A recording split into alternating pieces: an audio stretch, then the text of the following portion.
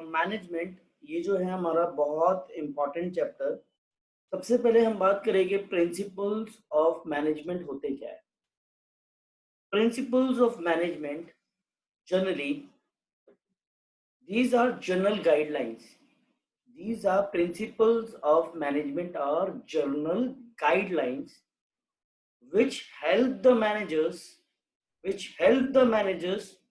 to take action or in a decision making. To take action or in a decision making. एक organisation में a managers has to perform number of activities. एक organisation में बेटा managers को number of activities perform करनी पड़ती है। As we have already seen कि planning, organising, staffing, directing, controlling, apart from that बहुत सारे काम ऐसे होते हैं जो बहुत सारी कंडीशंस या सिचुएशंस मैनेजर के सामने ऐसी आती है that what should I do in this situation to get myself और टू गेट द रेजोल्यूशन, मैं इसको कैसे सॉल्व करूं। तो बहुत सारी ऐसी सिचुएशंस है, बहुत सारी ऐसी एक्टिविटीज है जो मैनेजर्स को डे टू डे लाइफ में अपने परफॉर्म करनी पड़ती है। उन सारी एक्टिविटीज को परफॉर्म करने के लिए ताकि वो अच्छे से परफॉर्म कर पाए, किसी जगह पे वो लोग स्टक ना हो मैनेजर्स, चाहे वो किसी भी लेवल का मैनेजर हो। We are talking about the levels of management में, चाहे वो लोअर लेवल पे हो, चाहे मिडिल लेवल पे हो, चाहे टॉप पे हो, सबको बहुत सारा काम करना पड़ता है, बहुत सारी एक्टिविटीज परफॉर्म करनी पड़ती है।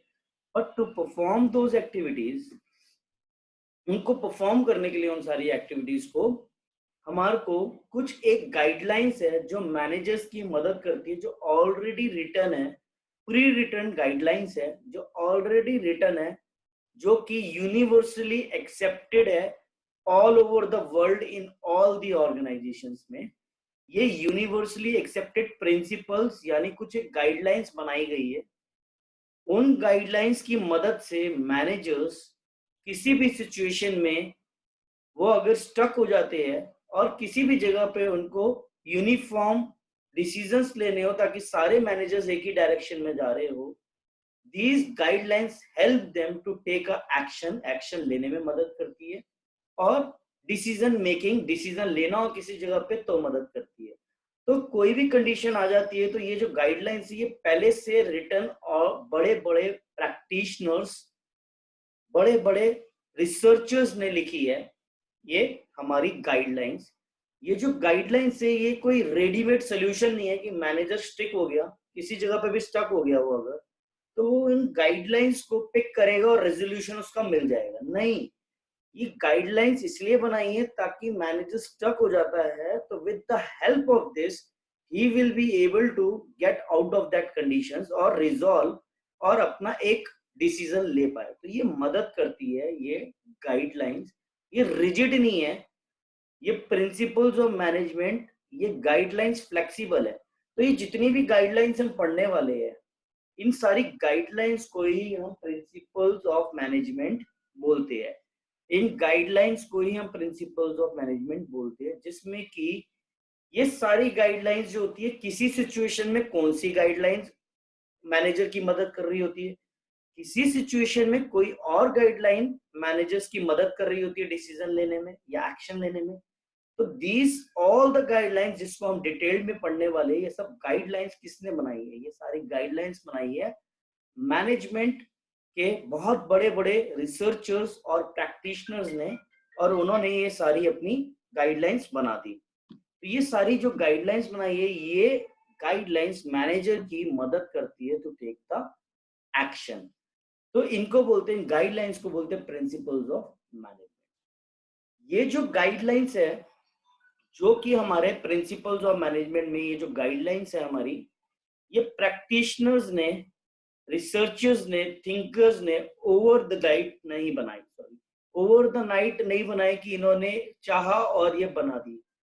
There is basically lot of thinkers, researchers, practitioners, बहुत सारे मैनेजर्स के बहुत सारे बड़े बड़े लोग थे जिन्होंने बहुत ज्यादा अपनी पर्सनल ऑब्जर्वेशंस और एक्सपेरिमेंटेशंस के थ्रू कुछ एक गाइडलाइंस डेवलप करी और उन गाइडलाइंस को उन्होंने शेयर करा in the form of the books, ये प्रिंसिपल्स ऑफ मैनेजमेंट में जो हम लोग पढ़ रहे हैं, और ये यूनिवर्सली एक्सेप्टेड गाइडलाइंस है। तो ये over the night in practitioners ने अपने पर्सनल एक्सपीरियंसेस पे नहीं बनाई, बल्कि ये इन्होंने बनाई है थ्रू ऑब्जर्वेशंस एंड एक्सपेरिमेंटेशंस। तो कैसे बनी है, तो ये क्वेश्चन आता है, how principles of management are derived, कैसे बने हैं ये गाइडलाइंस, मतलब कैसे बनी है। इन गाइडलाइंस को ही हम प्रिंसिपल्स बोलते हैं। तो बनी कैसे, तो ये ऐसे बनी, इसके दो स्टेप्स है। First step which comes into an action is हमारी मैनेजमेंट प्रैक्टिशनर्स एंड थिंकर्स ये बड़ी बड़ी कंपनियों में काम करा करते थे। आगे आएंगे हमारे बहुत सारे जो प्रैक्टिशनर्स और थिंकर्स है, उसमें हम सिर्फ दो लोगों की बात, यहाँ पे दो लोगों के, दो प्रैक्टिशनर्स के हम यहाँ पर डिस्कस करने वाले हैं हमारे पूरी चैप्टर के अंदर। That is Henry Fayol and the second is Frederick Winslow Taylor. तो दो है हमारा, फ्रेडरिक विंस्लो टेलर और एक हेनरी फेयोल, जिनके हम प्रिंसिपल्स डिस्कस करने वाले हैं इस चैप्टर के अंदर। इन्होंने ये डेवलप्ड ऐसे करे जैसे कि एक ऑर्गेनाइजेशन में, सपोज ऑब्जर्वेशन का मतलब है पहला स्टेप कैसे डेवलप्ड हुए। एक ऑर्गेनाइजेशन में सपोज इन एन ऑर्गेनाइजेशन, इन्होंने देखा कि यार कोई एक सिचुएशन को, इन्होंने ऑर्गेनाइजेशन में करोड़ों तरह की सिचुएशन आती होगी मैनेजर्स के सामने। तो जब करोड़ों तरह की सिचुएशंस मैनेजर्स के सामने आती है, तो यार ये सिचुएशंस को इन्होंने ऑब्जर्व करा, इन्होंने वॉच करा बड़े बड़े प्रैक्टिशनर्स ने, और इन्होंने देखा कि यार ये सिचुएशन जो है, मैं आपको एग्जांपल्स भी बताऊंगा सिचुएशंस के, यार ये सिचुएशन अकर कर रही है बहुत ज्यादा। अगर इस सिचुएशन को सॉल्व करना है हमें, या इस इवेंट को एनालाइज करा और उनको कुछ अच्छा नहीं लग रहा वहां पर मैनेजर्स को, इन प्रैक्टिशनर्स को बड़े बड़े, तो उन्होंने क्या करा, अपनी नॉलेज को अप्लाई कर कर उन्होंने एक गाइडलाइन बनाई कि ये जो प्रॉब्लम, ये जो सिचुएशन अकर हो रही है, इफ आई विल, मैंने एक कुछ गाइडलाइन बना दी how to resolve this particular problem और सिचुएशन, तो शायद ये प्रॉब्लम दोबारा से अराइज ना हो मैनेजर्स के सामने, और मैनेजर्स अपनी सिचुएशंस अपनी कंपनी में फ्रूटफुली, एफिशिएंटली और इफेक्टिवली काम कर पाएंगे। तो what he did here is that in observation part, इसने कुछ एक बातों को लेके ऑब्जर्वेशन करी कि ये प्रॉब्लम इन लोगों के सामने आ रही है, और इसका सोल्यूशन, ये इसकी गाइडलाइन ये बना देता हूं कि इसको अगर हम ऐसे सॉल्व करेंगे तो हमारी इस प्रॉब्लम का हल निकल जाता है। ये हुई इसकी ऑब्जर्वेशन, और उसके बेसिस पे इसने क्या बना दी, एक गाइडलाइन बना दी। अब उसने क्या करा, जो गाइडलाइन बनाई यानी प्रिंसिपल्स बनाए, उसको उसने, अभी प्रिंसिपल बनानी, अभी सिर्फ गाइडलाइन तक है, उस गाइडलाइन को इसने क्या करा, एक्सपेरिमेंट करा सेम डिफरेंट डिफरेंट ऑर्गेनाइजेशंस में, डिफरेंट डिफरेंट कंडीशंस में, कि अगर मैंने इस प्रॉब्लम को और इस प्रॉब्लम का ये सोल्यूशन दिया है, अगर मैं सारी ऑर्गेनाइजेशंस में जगह जगह डिफरेंट डिफरेंट इसी कंडीशंस को, इस तरीके के इश्यूज को इस तरीके से हैंडल करता हूं, तो क्या ये प्रॉब्लम सॉल्व हो जाती है। उसने क्या करा, डिफरेंट डिफरेंट ऑर्गेनाइजेशंस में डिफरेंट डिफरेंट सिचुएशंस में उसको क्या करा कि उसने उसको एब्सॉर्व करा, उसने उसको एक्सपेरिमेंट करा। when he did the experiment तो एक्सपेरिमेंट करते हुए, if that experiments, that guideline works, and to test their validity उसने डिफरेंट डिफरेंट जगह पर अप्लाई करा, and if it produces a positive result, positive result आ गया और कंडीशन सुधर रही है या इश्यू रिजॉल्व हो रहा है, then it become a management principles. तो मैनेजमेंट प्रिंसिपल्स बनने का सीधा सीधे सी बात है, management principles are developed on the basis of observations and experimentations. On the basis of observation and experimentation, management practitioners observe certain events and situations and generate few or certain guidelines to resolve it. उस guidelines को different different organisation में different different conditions में उसने experiment करा. when it starts producing or giving a positive results, then it become a management principles. So management principles को मैं बहुत detailed में भी समझाया, इसको एग्जांपल से भी समझाऊंगा और इसको पढ़वा कर भी समझाऊंगा, क्योंकि this is the base of this chapter. बात सुनो, अब मैं दोबारा से समझाता हूं इसको एग्जांपल के थ्रू. पहले इस कंडीशन को, मैं प्रैक्टिशनर हूं suppose, and I have observe in an organization कि यार एक जगह मैं ऑब्जर्व कर रहा हूं कि यार ये जो एम्प्लॉय है इसकी प्रोडक्टिविटी क्यों नहीं आ रही, ये अच्छे से काम क्यों नहीं कर रहा. मैंने ये देखा कि एफिशिएंसी नहीं आ रही, इफेक्टिवनेस से काम नहीं हो पा रहा, ये वर्कर ढंग से काम नहीं कर रहा, सपोज ये बिल्कुल भी अच्छा काम नहीं कर पा रहा. Now being a practitioner, being a experienced, मैंने ये जानने की कोशिश करी, तो ये इवेंट को एनालाइज करा, इस प्रॉब्लम को, कि मुझे प्रॉब्लम ये मिली, वहां पर देखने को मिला कि बीइंग अ मैनेजर, समटाइम्स कोई मैनेजर आता है, कहता भाई ये काम कर दे, कर दिया उस बंदे ने काम, एम्प्लॉय ने. Second time again a manager came, said that please do this work, उसने वो काम कर दिया. तीसरी बार मैनेजर आता, उसको कहता भाई तू ये काम कर दे. चौथी बार मैनेजर आता, कहता उसको ये काम कर दे वो manager. Now he saw practitioner that individual particular that employee is on one day doing some work, on another day he is doing some other work, on another day he is doing some another work, he keep on doing a different task. So in order to resolve this issue, उसने guideline बनाई that every individual should be assigned only one type of a work according to his specialization. एक ही काम दिया जाएगा उसको, when he does the same, हर रोज उसको different काम देने की जगह हर रोज वो अपना सेम टास्क ही परफॉर्म करेगा, जिससे कि उसकी एफिशिएंसी, उसकी एक्यूरेसी, उसके काम में स्पीड, वो सब आने लग जाएगी और वो स्पेशलाइज हो जाएगा और उसकी प्रॉब्लम रिजॉल्व हो जाएगी. तो उसने आइडेंटिफाई करा कि ये प्रॉब्लम है. उसने इस गाइडलाइन को, और भी बहुत सारी ऑर्गेनाइजेशन में इश्यूज आ रहे होंगे, तो उसने देखा कि हाँ भाई ये सोल्यूशन है, इस प्रॉब्लम का ये सोल्यूशन है. उसने डिफरेंट ऑर्गेनाइजेशन में सोल्यूशन को, इस गाइडलाइन को अप्लाई करा, और अप्लाई करके पॉजिटिव रिजल्ट आने लगा कि लोगों की, एम्प्लॉय की एफिशिएंसी, स्पीड, एक्यूरेसी सब बढ़ने लग गई. और जब बढ़ने लग गई तो ये बन गया एक मैनेजमेंट प्रिंसिपल, जिसका नाम दे दिया गया, आगे अभी हम दोबारा डिटेल में पढ़ेंगे, जिसका नाम दे दिया गया डिवीजन ऑफ वर्क.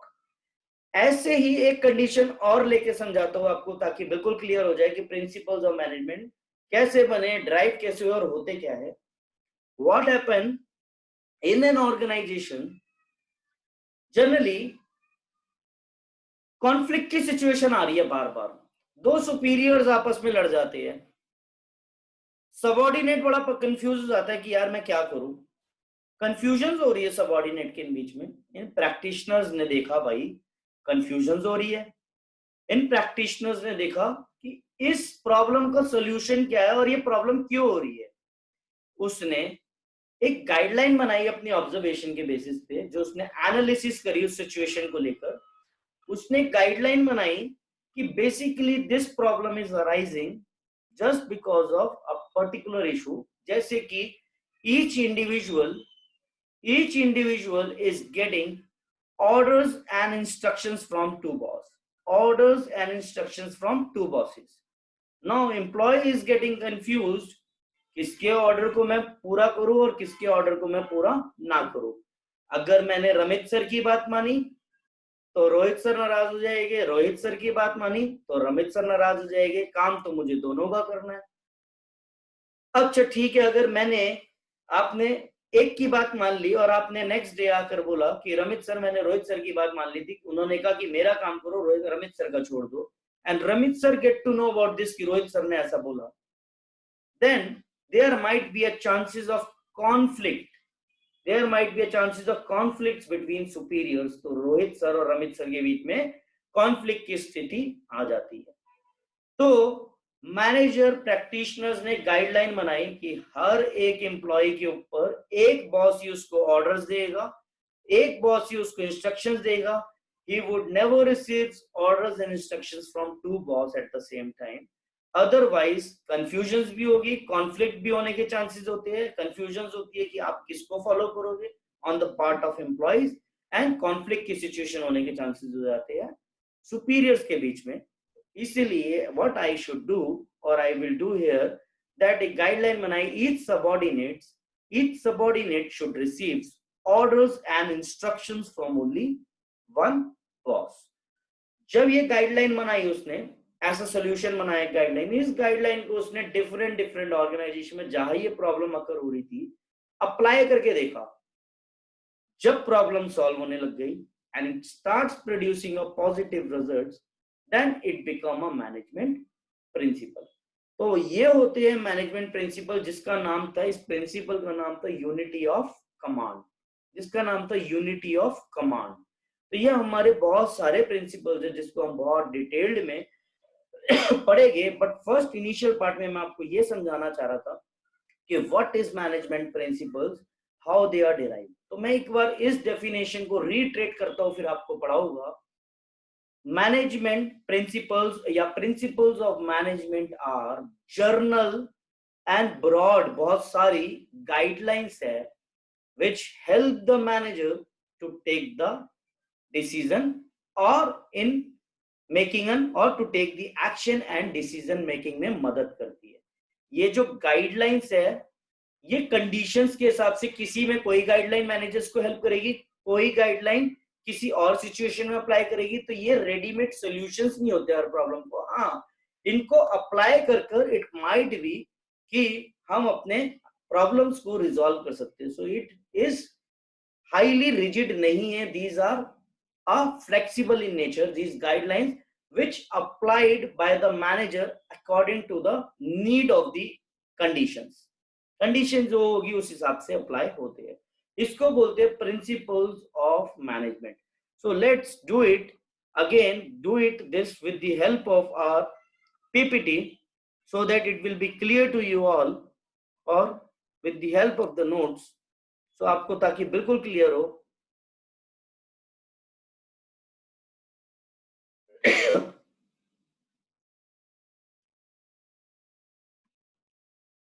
एक second, be online।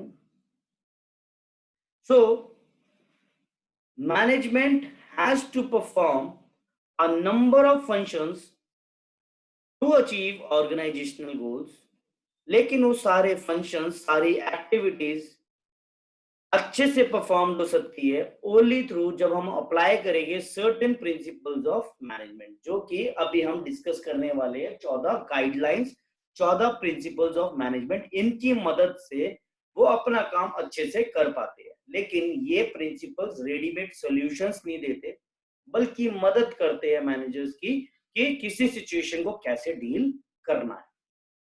So principles of management are general and broad guidelines है which guide the manager, जो मैनेजर को गाइड करेंगे in decision making or to take actions। these are not rules, ये rules नहीं है जो follow करने ही करने हैं। मैनेजर्स की मर्जी है कि भाई वो कहीं स्टक हो जाता है और चाहता है तो they can take the help of this।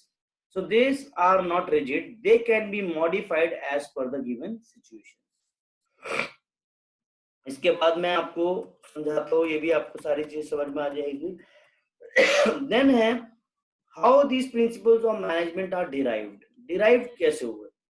ये ऑटोमेटिकली डिराइव नहीं हो गए, but a complete procedure to develop them is undertaken. तो principles of management are derived and developed in the following 2 steps के बेसिस पे डेवलप्ड हुए। Management thinkers और researchers ने पहले स्टेप में ऑब्जर्वेशन में ऑब्जर्व करा, वॉच करा, देखने की कोशिश करी कुछ एक इवेंट्स या सिचुएशन को इन एक्चुअल प्रैक्टिस में, और उनको एनालाइज करा और उनके बेसिस पे कुछ एक गाइडलाइंस डेवलप करी जो कि फ्यूचर में फ्यूचर प्रॉब्लम्स को सॉल्व करने में मदद करेगी। उसके बाद इसने क्या करा, ये एग्जांपल वही है, बहुत सारे है, ये आपको सारे प्रिंसिपल्स में क्लियर होते चले जाएगी। मैंने 2 एग्जांपल्स दिए थे यूनिटी ऑफ कमांड और डिवीजन ऑफ वर्क की।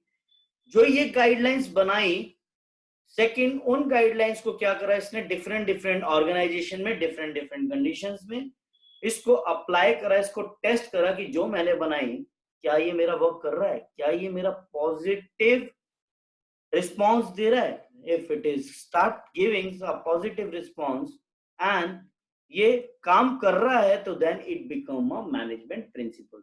So the guidelines developed through the observations are repeatedly experimented to test their validity. Such guidelines are tested in different organizations with different environments.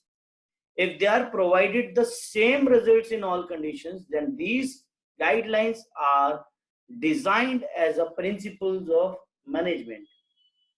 So एक example इसका मैंने दिया हुआ है, it is observed that receiving the orders from one boss avoids confusions among the subordinates and conflict among the superiors.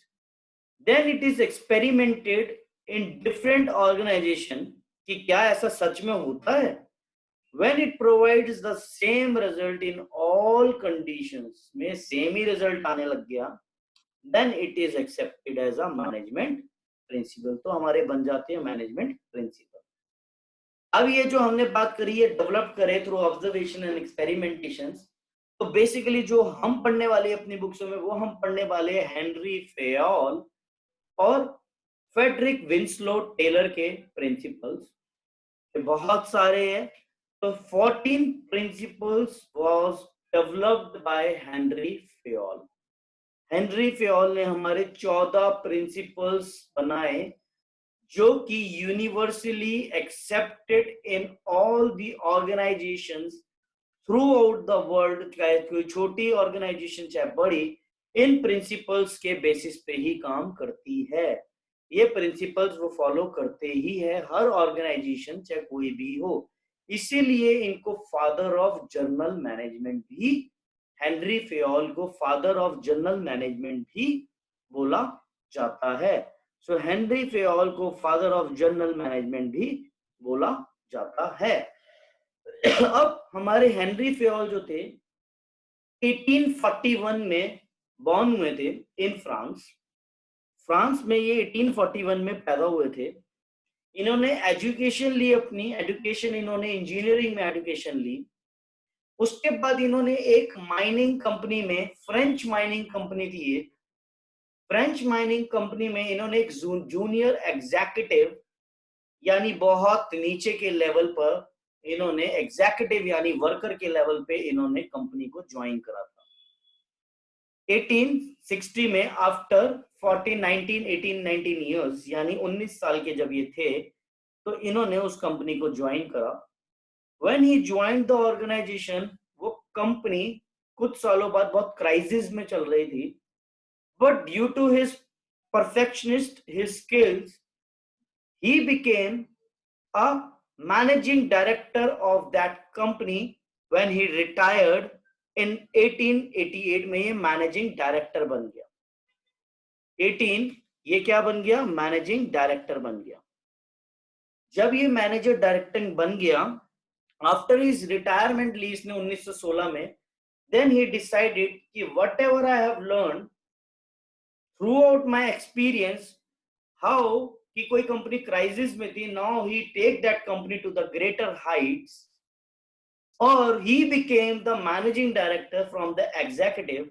How it happens, तो उसने अपनी इस नॉलेजेस को डिफरेंट डिफरेंट जगह पर यूनिवर्सली टेस्टेड करके उस पे अप्लाई कर 14 प्रिंसिपल्स डेवलप कर दिए जो कि एज अ गाइडलाइंस माने जाते हैं, जो कि 14 प्रिंसिपल्स मैनेजर्स की हेल्प करते हैं डिसीजन लेने में इन जर्नल सिचुएशंस में, अगर वो कहीं स्टक हो जाते हैं, जो कि रेडीमेड सॉल्यूशंस नहीं है किसी प्रॉब्लम का, बट प्रॉब्लम को सॉल्व करने में मदद जरूर करते हैं।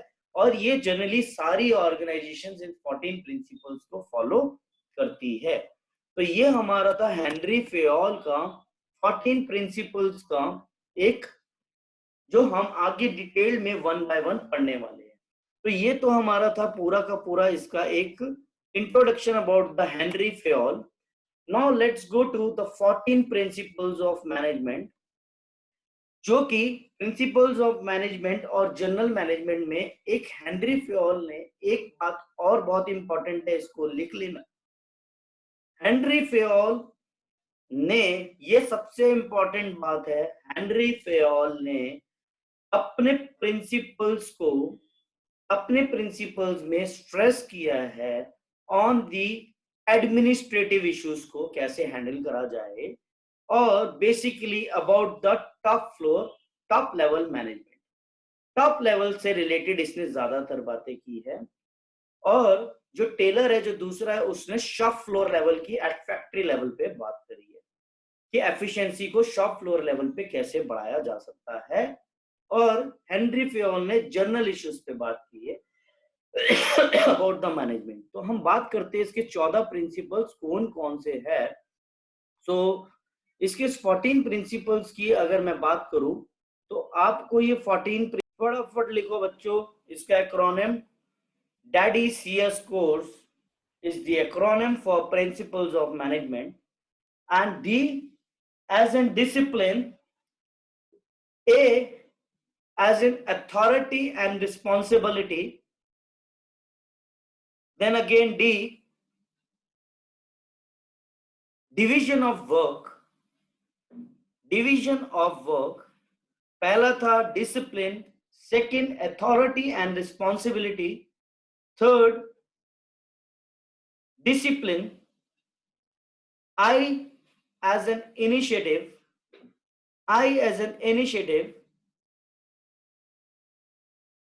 S as in scalar chain, SCALAR, scalar chain, E stands for equity, and another E stands for esprit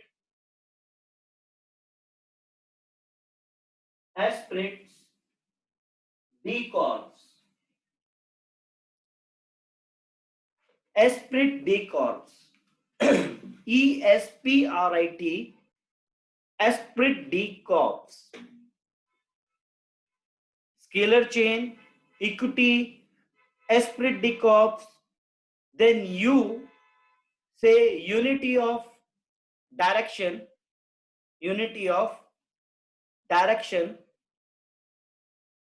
Then again S as in stability of personnel, personnel, PERS, SONEL, personnel. Then C as in centralization and decentralization. Centralization and decentralization.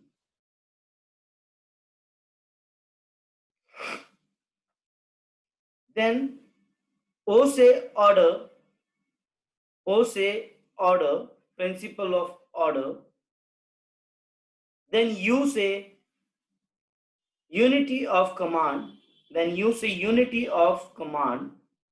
principle of order, then principle of unity of command. Then R say principle of remuneration of employees, R say remuneration of employees. Then come for S as an subordination of individual interest to general interest. Subordination of individual interest to general interest. So these are the 14 principles which we have to study in details, which comes in an exam to identify the principles of management highlighted in above case study.